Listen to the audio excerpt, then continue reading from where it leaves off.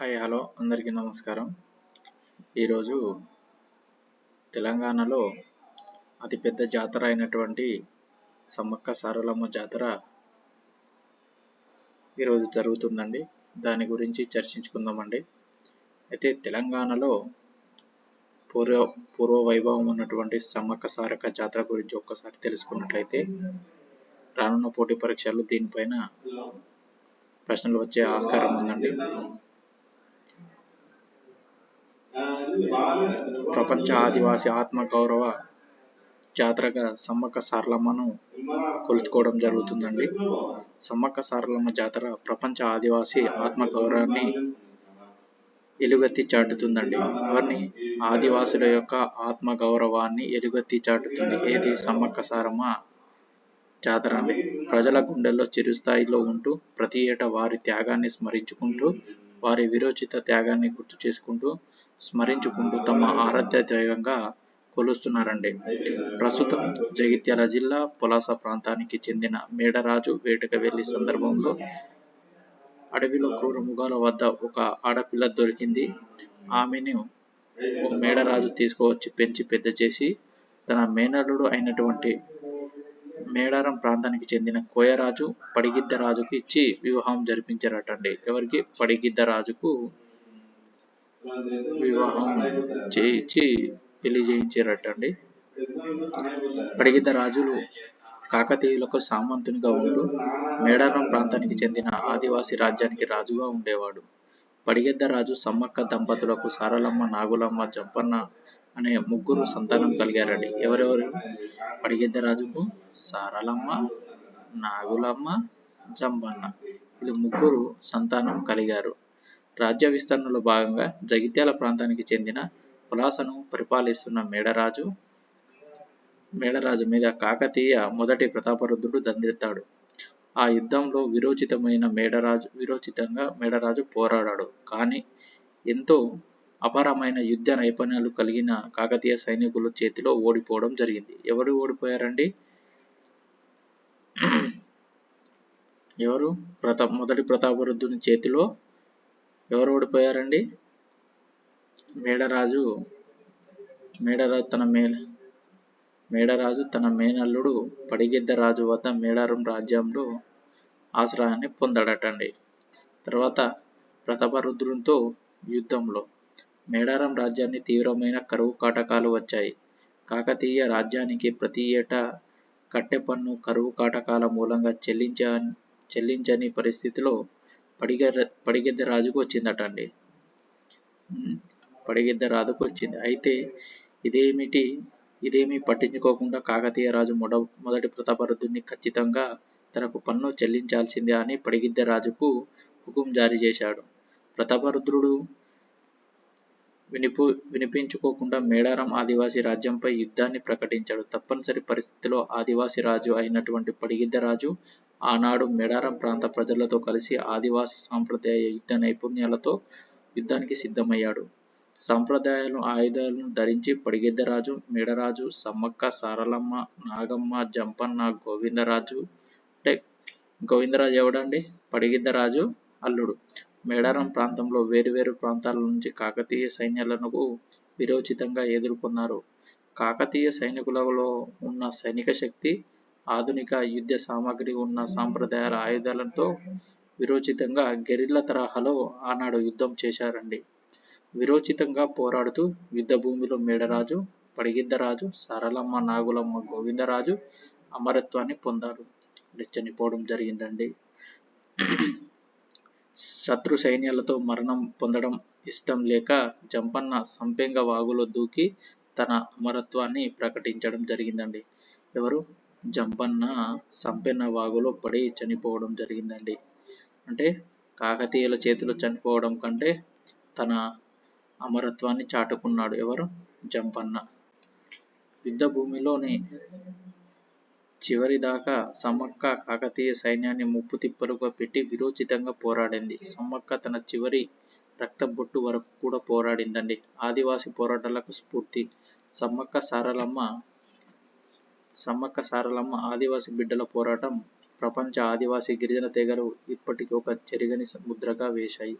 ఎన్నో ఆదివాసీ పోరాటాలకు సమ్మక్క సారలమ్మ పోరాట స్ఫూర్తి నిలుస్తుంది. భారత స్వాతంత్ర ఉద్యమంలో జలియన్వాలా బాగ్ ఘటన ఎంత ప్రాచుర్యం ఉందో, ప్రపంచ ఆదివాసీ పోరాటాల్లో మేడారానికి అంతకంటే ప్రాధాన్యత ఉంది. మన దేశంలో ఆదివాసీ గిరిజన పోరాట యోధులు ఎవరు పోరాడినా ఒక సారూప్యాన్ని కనిపిస్తుంది. కొమురం భీం, బిర్సా ముండా, సమ్మక్క సారలమ్మ, ఆదివాసీ బిడ్డలు ఎందరో తమ ఆదివాసీ గిరిజన హక్కుల కోసం జల్, జంగల్, జమీన్ అనే అంశాలు ముందు తీసుకువచ్చడం జరిగింది అండి. ఏదేంది? జల్, జంగల్, జమీన్. ఇప్పటికీ కూడు గుడ్డ లేని దుస్థితిన ప్రపంచ ఆదివాసీ తెగలు వివిధ దేశాల నుంచి వచ్చి ఈ ప్రాంతాన్ని సందర్శిస్తున్నారు. వారి అమరత్వాన్ని ఎలుగెత్తి చాటుతున్నారు. ప్రపంచ ఆదివాసీ గిరిజన బిడ్డల ఆత్మగౌరవాన్ని, వారి అస్తిత్వాన్ని, వారి ప్రాంతాలకు సార్వభౌమ అధికారాన్ని వారికి చెందేందుకు ప్రపంచ దేశాలు ఆలోచించాలి. అనేక చోట్ల ఇప్పటికీ ఆదివాసీ బిడ్డల మీద అనేకమైన దాడులు, అనుచిత వేదనలు కొనసాగుతున్నాయి. ఆదివాసీ ప్రాంతాల్లో తిండి, గూడు లేక ఇప్పటికీ వారి జీవన విధానం మనల్ని ప్రశ్నిస్తూనే ఉంది. ఆదివాసీ బిడ్డల పరిస్థితులు గుర్తు వచ్చినప్పుడు మనం ఎక్కడ ఉన్నాం, మన అభివృద్ధి ఎక్కడ ఉంది, మనమంతా ఒక్కసారిగా ఆత్మావలోకనం చేసుకోవాలని మన డాక్టర్ మల్లారం అర్జున్ అనే ఒక సోషల్ యాక్టివిస్ట్ ఈ సమ్మక్క సారక్క జాతర గురించి చాలా కూలంకషంగా, చాలా మంచిగా ఎక్స్ప్లెయిన్ చేయడం జరిగిందండి. నెక్స్ట్ వచ్చేసి తెలంగాణలో అంటే B Ed EdCET and B Ed 2026 notification విడుదలైందండి. పరీక్ష తేదీ మే 12, 2026. దరఖాస్తు ఫిబ్రవరి 23 నుంచి ఈ యొక్క దరఖాస్తులు ప్రారంభం అవడం జరుగుతుందండి. చివరి తేదీ ఏప్రిల్ 18 నాడు. ఏ విధంగా ఎగ్జామ్ ఉంటుందంటే సిబిటి అంటే కంప్యూటర్ బేస్డ్ టెస్ట్ అని ఉంటుందండి పరీక్ష విధానం. ఇవన్నీ తర్వాత వచ్చేసి ఈసారి జీడిపి వృద్ధి 7.4% మాత్రమే. రానున్న ఆర్థిక సంవత్సరం ద్రవ్యోల్బణం పెరిగే అవకాశం ఉంది. ఆర్థిక వ్యవస్థ బాగున్నా రూపాయి పడిపోతుందట అండి. ఆర్థిక వ్యవస్థ బాగున్నా రూపాయి విలువ అనేది పడిపోతుంది. గ్లోబల్ అనిశ్చితుల నేపథ్యంలో గోల్డ్, వెండి ధరలు మరింత పెరగవచ్చన ఈ యొక్క నేషనల్ మార్కెట్ చెప్పుతుందండి. గ్లోబల్ అంటే గోల్డ్, వెండి ధరలు, గోల్డ్ అంటే ఇప్పుడు 1,80,000 దాకా, వెండి 3,00,000 దాకా పలుకుతుందండి. ఇంటర్నేషనల్ మార్కెట్లో ఇప్పుడు వస్తున్నటువంటి ఎలక్ట్రికల్ బైకులలో ఈ యొక్క వెండి అనేది చాలా ఎక్కువగా, సిల్వర్ చాలా ఎక్కువ యూజ్ చేయడం వల్ల ఈ యొక్క సిల్వర్ రేట్లు చాలా పెరగడం జరుగుతుందండి. ప్రస్తుత ఆర్థిక సంవత్సరంలో అత్యంత వేగంగా వృద్ధి చెందుతున్న ఎకనామిక్ ఇండియా నిలుస్తుందని యూనియన్ బడ్జెట్ ముందు వెలువడే ఎకనామిక్ సర్వే పేర్కొంటుంది. 2025-26 జీడిపి 7.4%. అంటే జీడిపి ఇంతకుముందు 7.2 అట్లా ఉండే, ఇప్పుడు 7.4% పెరుగుతుందని అంచనా వేస్తున్నారు. 2026-27 6.8 to 7.2% వృద్ధి సాధిస్తుందని అంచనా వేసింది. అమెరికన్ టారిఫ్ కొనసాగితే రానున్న ఆర్థిక సంవత్సరంలో ఇండియా జీడిపి గ్రోత్ రేట్ 6.2% తగ్గవచ్చని ఇంటర్నేషనల్ మానిటరీ ఫండ్ IMF పేర్కొన్న విషయం తెలిసిందే. సర్వేలో ముఖ్యాంశాలు: ప్రస్తుత ఆర్థిక సంవత్సరం అంటే ఏప్రిల్ నుంచి డిసెంబర్లో ఇండియన్ రిటైల్ ద్రవ్యోల్బణం సగటు 1.7%గా నమోదైంది. గ్లోబల్ అనిశ్చితుల రూపాయి పతనం, కమోడిటీ ధరలు పెరుగుదల వంటి కారణాల వలన రానున్న ఆర్థిక సంవత్సరంలో ద్రవ్యోల్బణం 4% వరకు పెరిగే అవకాశం ఉంది. ఇది RBI పెట్టుకున్నటువంటి బ్యాండ్. 2024-25 ద్రవ్యోల్బణం లోటు జీడిపిలో 4.8%. ఎంత? 4.8%గా నమోదైంది. ప్రస్తుత ఆర్థిక సంవత్సరంలోనూ ఆర్థిక క్రమశిక్షణ కొనసాగుతుంది. ఈసారి జీడిపి ద్రవ్యోల్బణం వాటా 4.4%గా ఉంటుందని అంచనా వేస్తున్నారు. ఎంత అంటే 4.4% వాటా ఉంటుందని అంచనా వేస్తున్నారు. ప్రస్తుత ఆర్థిక సంవత్సరం డాలర్ రూపాయి విలువ 5% మేరకు పతనమైంది. ఆర్థిక వ్యవస్థ బలంగా ఉన్న రూపాయి పతనం కొనసాగుతుంది. కరెన్సీ వాల్యూ తగ్గుతుండటంతో టారిఫ్ ఒత్తిళ్లు కొంతమేర ఎదుర్కోగలుగుతున్నాం.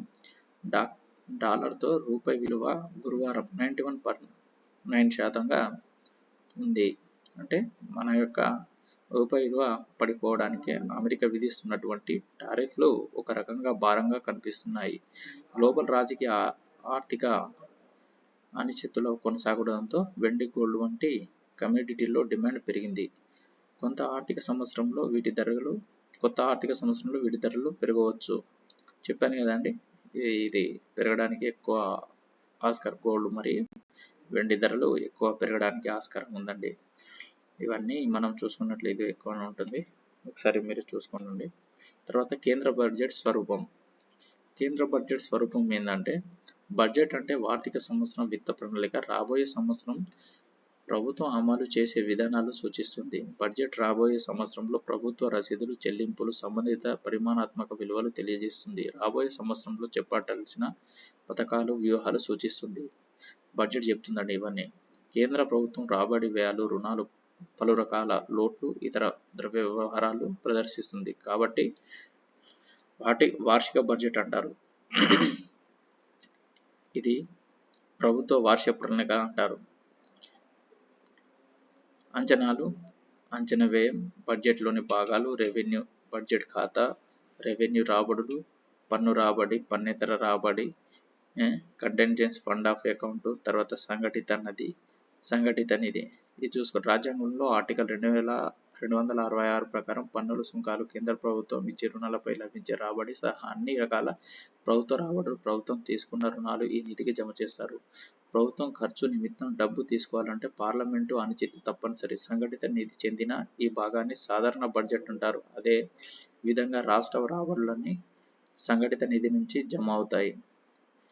ఓకేనా. లోటు చూసుకోవాలండి. రానున్న పోటీ పరీక్షల్లో బడ్జెట్ గురించి కంపల్సరీ క్వశ్చన్స్ రావడం జరుగుతుంది. అప్డేట్గా ఈ కేంద్ర బడ్జెట్ గురించి, రాష్ట్ర బడ్జెట్ గురించి ఎప్పటికప్పుడు మనం అప్డేట్ ఉండాల్సిన అవసరం ఉందండి. బడ్జెట్ అంటే ఏంది, వార్షిక బడ్జెట్ అంటే ఏంది, బడ్జెట్లో ఎన్ని రకాలు ఉంటాయి, పన్నులు ఎన్ని రకాలు ఉంటాయి, రెవెన్యూ లోటు అంటే ఏంది, మూలధన రాబడులు, ఇతర రాబడులు, మూలధన వ్యయం ఎట్లుంటుంది, ఇవన్నీ ఒక్కసారి మనం చూసుకోవాలండి. తర్వాత వచ్చేసి అజిత్ పవార్ విమాన ప్రమాదం, బ్లాక్ బాక్స్ స్వాధీనం చేసుకోవడం జరుగుతుంది. అయితే పైలట్ చివరి మాట, హోష్ హిట్ రికార్డు.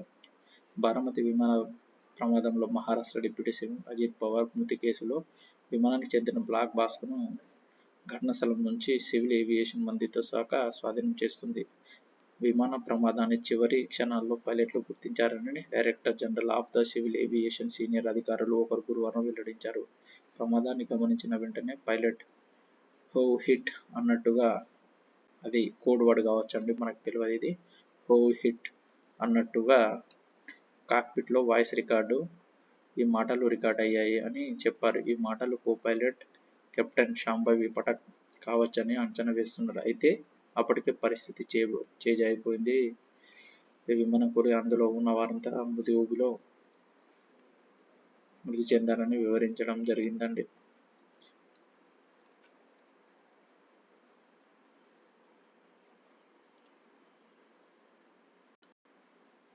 నేను ఇచ్చేటువంటి కరెంట్ అఫైర్స్ మీకు త్వరగా రావాలంటే బెల్ బటన్ని యాక్టివేట్ చేసుకొని సబ్స్క్రైబ్ని అందరు చేసుకోవాలని, సదా మీ విద్యా సేవలో నేను ఉంటానని, ఏ అప్డేట్ వచ్చినా ముందుగా మీకు తెలియజేస్తానండి.